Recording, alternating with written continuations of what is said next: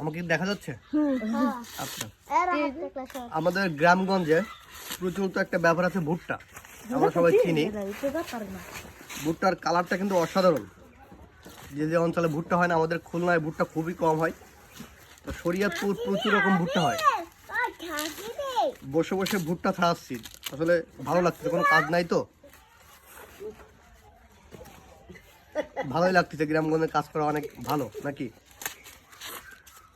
বসে থেকে লাভ কি? তবে একটু কষ্টও আছে, এই যে টাইম টাইম ছিঁড়া খুব কষ্ট একটা ব্যাপার। ঠিক আছে, হ্যাঁ হ্যাঁ হ্যাঁ, ভুট্টা এগুলো দেখাও তো একটু, এগুলো দেখো। এখানে অনেক ভুট্টা আসলে সিলতে 2-3 লোক বসে থেকে এই ভুট্টা সিলে 40 টাকা নিয়ে যাবো এখান থেকে। 10 মিনিট কাজ করলে আরেকটা দাও, ভুট্টা একটা দাও।